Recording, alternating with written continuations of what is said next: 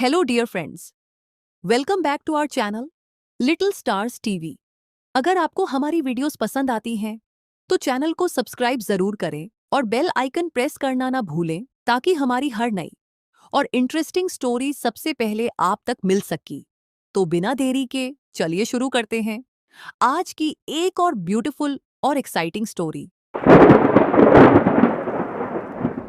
घोंसले के भीतर दो नन्हे बच्चे चिंकू और पिंकू भूख के मारे बिलख रहे थे। मम्मा, भूख लगी है, क्या कुछ खाने को मिलेगा मम्मा? पेट में कुछ नहीं है मम्मा, कुछ ला दो ना। चिकी की आंखें भर आईं। हे भगवान, मैं क्या करूं? कैसे बताऊं कि बारिश शुरू हो गई है, लेकिन मेरे बच्चों का रोना मुझसे देखा नहीं जाता। भीगूंगी, गिरूंगी, चाहे जो हो, लेकिन इन्हें भूखा नहीं देख सकती। रुको मेरे लाल, मम्मा कुछ ले आएगी, चाहे जान ही क्यों ना चली जाए। परंतु एक बात याद रखना, जब तक मैं नहीं आऊं घोंसले में से बाहर भी मत देखना और बाहर भी मत निकलना, समझ गए ना? चिड़िया खाना लेने के लिए चली जाती है। अब इन दो बच्चों की माँ घर पर नहीं थी और बच्चे घोंसले में अकेले थे। उनके लिए यह पहली बारिश थी जो उन्हें किसी अजूबे से कम नहीं लग रही थी।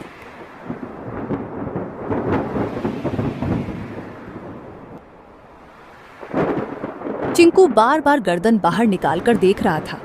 अरे ओ पिंकू, सुन रे, ये क्या चीज ऊपर से टपक टपक गिर रही है?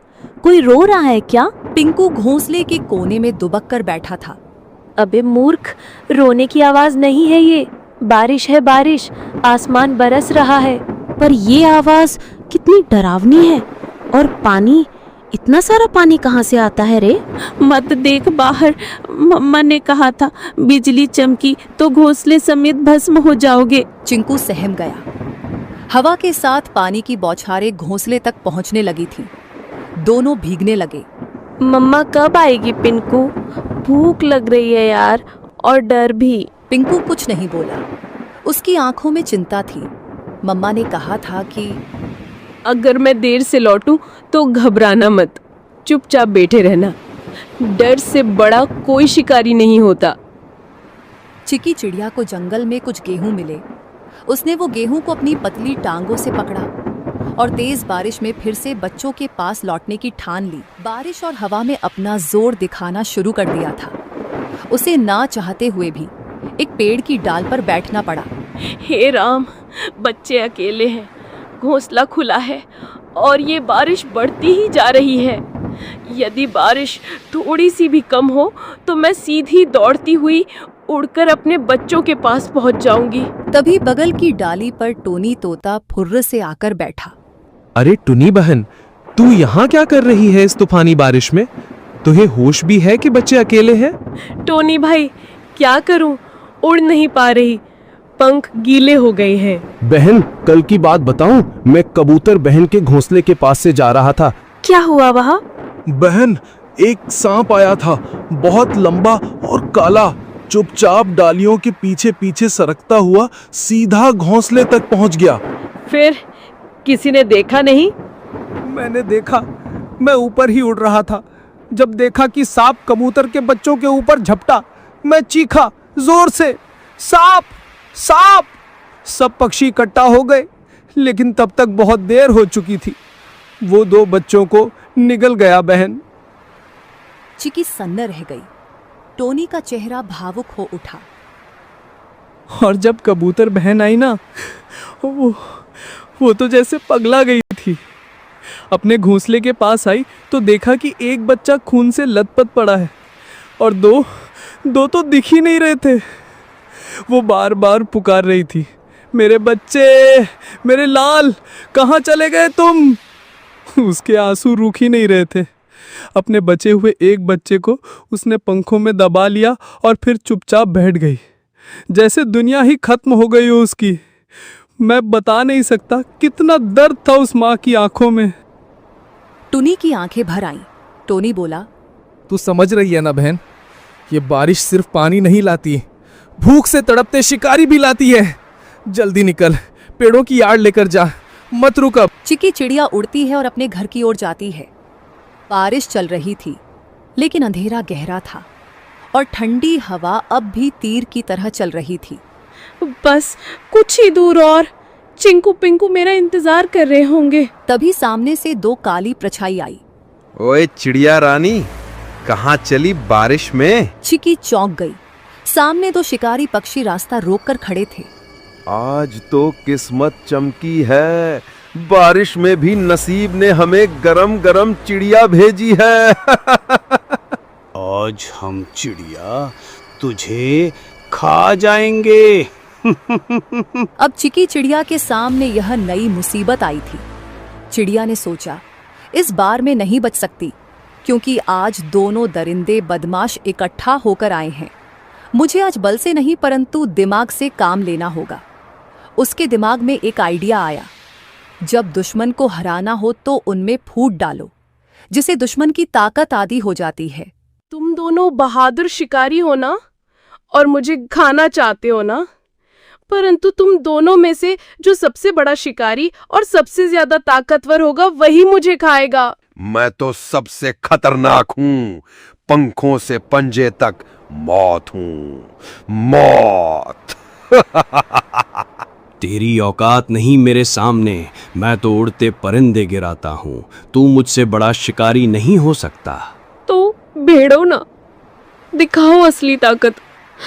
मुझे तो वही खा सकता है जो सबसे ताकतवर है। दोनों शिकारी जल उठे। कौवा उड़कर सुल्तान की ओर झपटा। सुल्तान ने पलटवार किया। सबसे पहले मैं तुझे खाऊंगा, फिर इस चिड़िया को। तू खा नहीं पाएगा कालू। दोनों एक दूसरे को नोचते हुए हवा में झगड़ते हुए नीचे गिर पड़े। दोनों की हालत खराब हो गई और बेहोश हो गए। चिकी इसी मौके का फायदा उठाते हुए चुपचाप वहां से जल्दी उड़ते हुए निकल गई। उसके मन में एक ही बात थी, बच्चों तक पहुंचना है, बस अब देर नहीं। चिंकू और पिंकू कांपते हुए बैठे थे। बारिश अब थम चुकी थी, लेकिन डर अब भी घोंसले में था। तभी हवा में एक जानी पहचानी गंध आई। चिंकू, मेरे पिंकू, मैं लौट आई। मम्मा, हम कब से राह देख रहे थे कि आप कब आएंगी। मेरे लाल, तुम दोनों ठीक हो ना? डर तो नहीं लगा? बहुत डर लगा मम्मा, बिजली भी चमक रही थी। चिंकू बार बार बाहर देख रहा था। मैं तो कह रहा था ना जल जाएगा। बेटा, कभी कभी डर जरूरी होता है, लेकिन बहादुरी ये है कि डर के बाद भी टिके रहो। तुम दोनों ने बहादुरी दिखाई। पंखों में छुपाए हुए गेहूं को निकालकर मजेदार खाना बनाया और बच्चों को दिया। बच्चों ने भूख के कारण खाना खा लिया। अगली सुबह बारिश तो रुक चुकी थी, लेकिन घोंसले में सन्नाटा था। सूरज की हल्की रोशनी घोंसले में पड़ी तो चिकी ने देखा चिंकू एक कोने में पड़ा कांप रहा था। उसकी आंखें आधी खुली थी और शरीर तप रहा था। चिंकू, ओ बेटा, क्या हुआ तुम्हें? मम्मा, बहुत गर्मी लग रही है, पूरा बदन जल रहा है। हे भगवान, बुखार इतनी तेज, अब मैं क्या करूं? मम्मा, चिंकू को क्या हो गया? ये तो बोल भी नहीं पा रहा है ठीक से। चिकी ने खुद को संभालने की कोशिश की, लेकिन उसकी आंखों में आंसू भर आए। तू ठीक हो जाएगा बेटा, मम्मा यही है, कुछ करेगी, कुछ जरूर करेगी। उसने चिंकू को अपने पंखों में लपेट लिया। दिन भर वो उसके पास बैठी रही। चिंकू को साल भी दे दी। अगली सुबह जैसे ही सूरज निकला, टुनी को पिंकू की हल्की खांसी सुनाई दी। मम्मा, मुझे भी कुछ अजीब लग रहा है, सर भारी है। नहीं, अब तू भी? ये क्या हो रहा है मेरे बच्चों को? हे भगवान, मैंने कौन सा पाप किया? भूख मिटाने चली तो बारिश आई, बारिश में निकली तो शिकारी आए, और शिकारी से बचकर आई तो अब ये बुखार। क्या मेरी ममता की परीक्षा ले रहे हो तुम? पिंकू और चिंकू दोनों अब मम्मा के पंखों के बीच पड़े कराह रहे थे। चिकी का मन टूटा हुआ था, लेकिन आंखों में अब भी एक जिद थी। नहीं, मैं हार नहीं मानूंगी। मैं माँ हूँ और माँ कभी घोंसले में बैठकर अपने बच्चों को यूं मरता नहीं देख सकती। अगर इनको बचाना है तो मुझे लड़ना होगा, बीमारी से भी, अकेलेपन से भी और इस जंगल की बेरहमी से भी। लेकिन उसके मन में एक सवाल लगातार घूमता रहा। क्या ये कल सुबह मेरी गोद में होंगे? चिकी अपनी घोंसले से उड़कर जाती है। उसकी आंखों में नींद नहीं थी, सिर्फ चिंता, सिर्फ डर। वो सीधा टोनी तोते के पेड़ के पास पहुंची। टोनी भाई, देखो ये क्या हुआ। अरे टुन्नी बहन, इतनी सुबह सुबह क्या हुआ? तेरी हालत क्यों बिगड़ी हुई लग रही है? मेरे दोनों बच्चे बीमार हैं टोनी। पहले चिंकू को बुखार आया, अब पिंकू को भी। रात भर तप रहे थे दोनों, मुझसे देखा नहीं जा रहा। कुछ कर यार, कोई उपाय बता। रुक, सुन, मुझे याद है, जंगल के उस पार एक चूहा डॉक्टर है, बहुत समझदार। सब उसे डॉक्टर चिंटू कहते हैं। चल, अभी चल। बिना वक्त गवाए दोनों उड़ चले। जंगल के भीतर झाड़ियों के पीछे एक पुराना सा बिल था। बाहर लगे बोर्ड पर लाल निशान से पता चल गया, यही डॉक्टर का घर है। डॉक्टर साहब, जल्दी बाहर आइए। एक माँ के बच्चे बीमार हैं, बहुत बुरे हाल में हैं। कुछ पल बाद डॉक्टर चिंटू बाहर आए। कितने दिनों से बीमार है? 2 दिन से, लेकिन रात में हालत और बिगड़ गई। ले चलो मुझे, मैं खुद देखूंगा। कुछ देर में तीनों घोंसले पर पहुंचे। डॉक्टर ने बच्चों को चेक कर लिया। ये साधारण बुखार नहीं है, ये वायरल है। बच्चों के शरीर में लड़ने की ताकत नहीं बची है। तो क्या ये मर जाएंगे? मैं कुछ नहीं कह सकता। मैं दवा दूंगा, अगर ऊपर वाले ने चाहा तो बच जाएंगे, पर मैं कोई गारंटी नहीं देता। तुम तो डॉक्टर हो, तुम्हारे पास उम्मीद होनी चाहिए। मैं दवा दे सकता हूं बहन, चमत्कार नहीं। जब शरीर साथ नहीं देता तो दवा भी हार जाती है। अब ये तेरी ममता और भगवान की मर्जी पर है।